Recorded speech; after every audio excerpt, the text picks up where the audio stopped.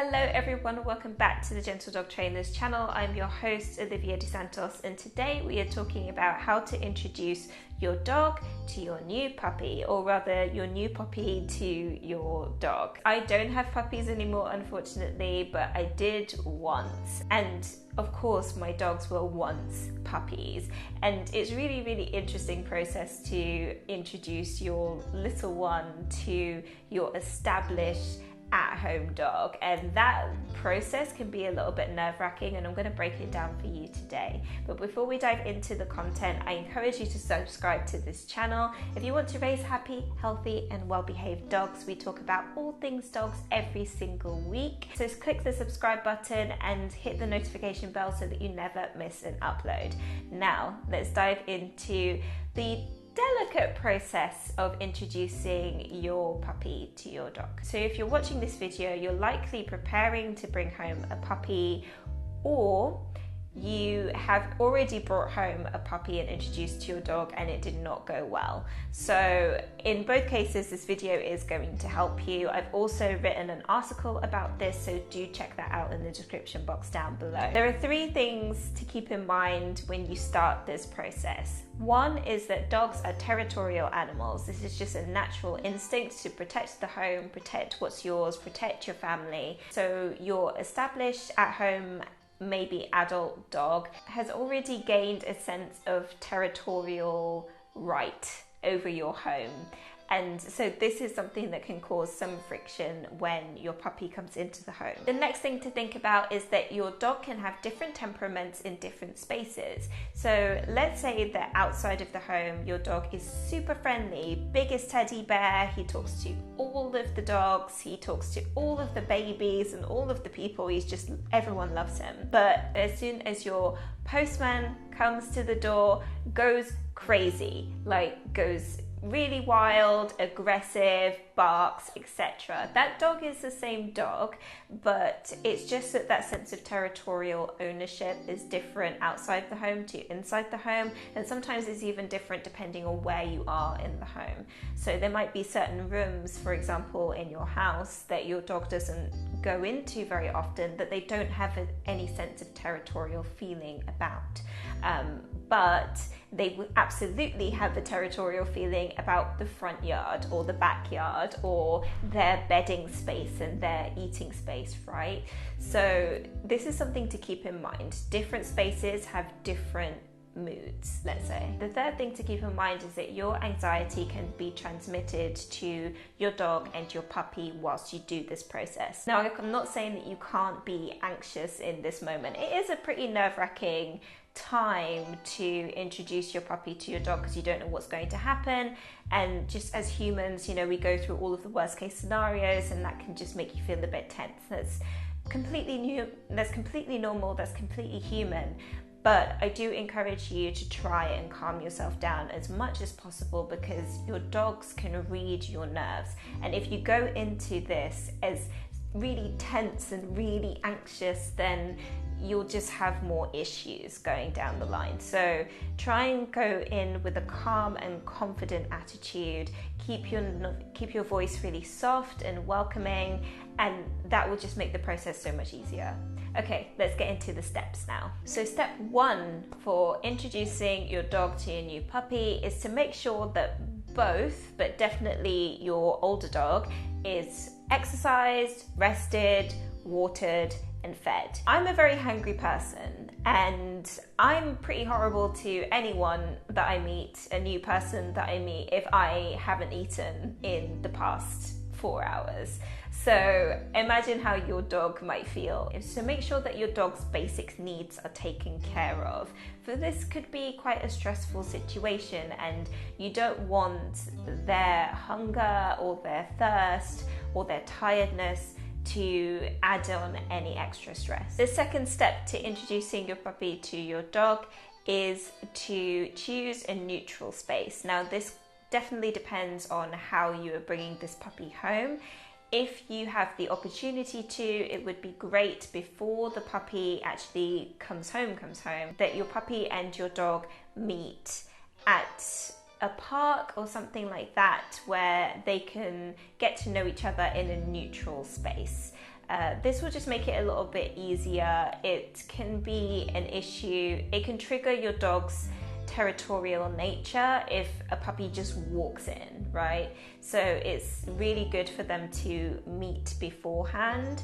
Another way around this, if you are just bringing home a puppy, is to walk the puppy and your dog together. So when the puppy arrives, bring the puppy straight away, bring the puppy and your dog on a walk around the block. Just go for a walk together and then walk into the home together. This can help settle any sort of territorialness. It can also make that first meeting go a little bit smoother. Third step is to keep leashes on whilst your dogs get to know each other. So during that first meeting, whether that's in a neutral space like a park or somewhere, or if they're walking around, make sure that the leashes are kept on. Even when you come into the home and your dogs get to know each other in a certain room or in the garden is a great place to do that if you have one. Make sure that the leashes are kept on. This is just so that you can intervene very quickly if anything goes wrong. But I would say that don't anticipate things going wrong. Sometimes they are totally fine. They might sniff each other out, which is the first thing that they'll likely do. They'll probably sniff each other out. Your puppy is a bit rambunctious and silly and, wants to play a lot, but kind of crosses the boundaries of the older dog. The older dog might send a little warning growl, just like this. As long as it's not, super aggressive and there's no body language to say that they are super aggressive. And we'll talk you through what a dog fight actually looks like a little bit later in the video. But as long as there's no aggression shown when they just send that little that warning growl, then just take it as a bit of an education to the puppy. Remember that puppies are not fully socialized yet. They don't know the norms, the etiquette of canine behavior just yet. And your older dog is actually going to be very instrumental in teaching your puppy how to be a grown-up, So in that way, your adult dog is definitely going to constantly kind of correct your puppy to a degree, to say, okay, this is something that we do and this is something that we don't do. We do this is fine, but biting my tail, that is not fine. And I'm going to send you a warning growl to let you know that that's not fine. That is a totally normal process, and you shouldn't chastise your dog for sending out those little instructional kind of corrections to your puppy. You will be able to tell the difference, and we will talk about what a dog fight looks like and aggression looks like very, very shortly. But if your dog is just kind of saying, no, that's not okay to do, then let that process happen. That is totally fine and actually going to be part of their bonding process. Boundaries are very important for bonding. The fourth step is to supervise your dogs and be so patient. I would advise keeping your dogs in full supervision of someone, either yourself or one of your family members, during these first few weeks that your puppy is settling into the home. And you might even want to keep leashes on as well when your dog and your puppy are together in certain spaces. But because these first few weeks are the most tender time, they're kind of getting to know each other. It's like when someone moves in, you have to kind of learn how to live with them. And that's what they're doing. They're learning how to live with each other. They're learning how to navigate each other's spaces. So just be patient whilst they get to know each other. Try not to intervene too much to the process. And let's talk about the big don'ts for introducing your puppy to your dog. So the first big don't is don't force them to play with each other. If they play with each other organically, lovely. If you invite them to play with you, so let's say that you're playing a game of fetch or something and you invite both of them to play fetch with you or to play with a puzzle toy with you or something like that, that's okay. You can invite them, but don't force that to happen. If you invite both of them and your adult dog just isn't ready to play with the puppy just yet, it's too much energy, it's too much, can't be bothered to do it today. That's totally fine. You know, let your adult dog go off and play with the puppy, and then you can play with your adult dog at a separate time. That is totally fine. They don't need to be playing with each other 24/7 straight away. Let that relationship build. The second huge don't is don't feed your puppy and your dog in the same space. So don't have their bowls sitting next to each other. That's a huge issue. If they eat too close together, your adult dog can show some aggression and some territorial nature, and it's just something that's best worth avoided. So I would put one on one side of the room and one on the other side of the room and feed them completely separately. The third huge don't is don't allow your dogs to fight. Now, let's finally talk about play fighting versus actual fighting. So if your dogs are play fighting, the body language will be really loose.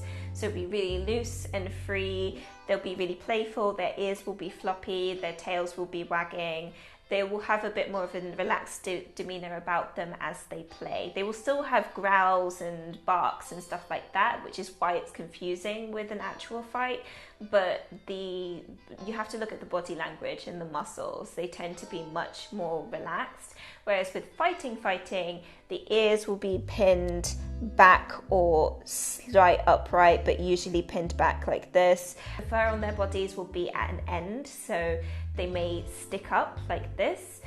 They'll feel really tense. They'll look really tense. Their muscles will be really tense. They may bare teeth. That's a huge one. So if they like that, bare teeth, bare their canines, that's very aggressive.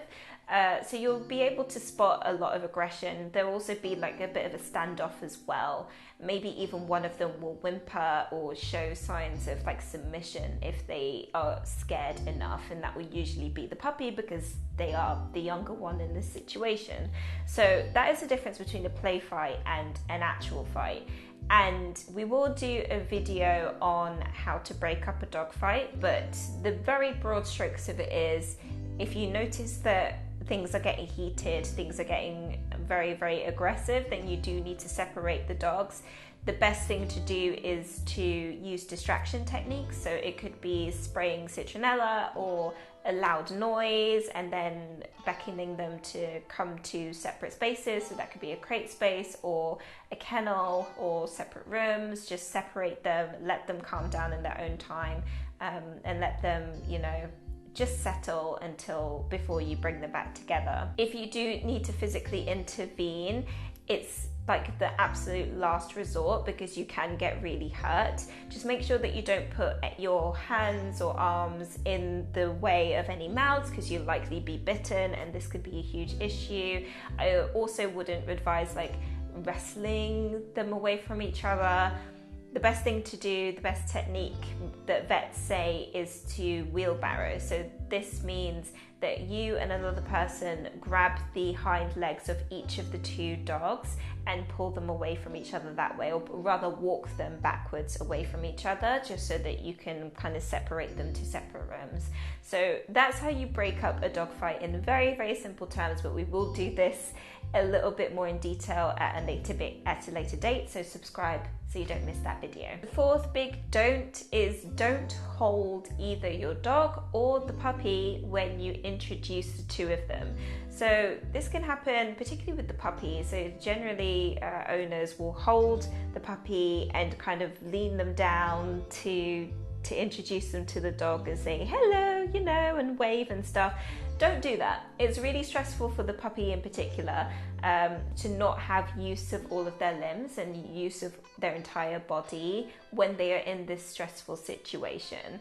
Just be as hands off as possible when they meet each other. Keep their leashes on so that you can intervene when you need to, but just don't touch them. Just let them meet each other gracefully. And the fifth and final huge don't when you're introducing your puppy to your older dog is don't make them share sleeping spaces. Make sure that your puppy has their own bed. This is really important for their health, but also for the relationship that this dog and the puppy, that your dog and your puppy will have. They need to have their separate spaces. They need to feel like they have their own places to call home. This also means crate spaces. So crate spaces should be separate, or kennels should be separate. You might create different corners of your room, and this is for this, and this is for this dog, and this is for this puppy, etc. Just make sure that they have their own solaces. This is a really important factor, particularly in the beginning. And slowly, you know, they may swap beds when they're a bit more comfortable with each other. But for now, just make sure that they have their own spaces to call their own. Whew, I think that was quite a big video. I hope that this was super helpful for you. If you enjoyed this video, then you'll really enjoy this one. Upcoming on the channel will be how to introduce your dog to other animals like cats and hamsters and birds and things like that, so stay tuned for that one. I've been Olivia DeSantos for the Gentle Dog Trainers channel, and I will see you next time. Take care.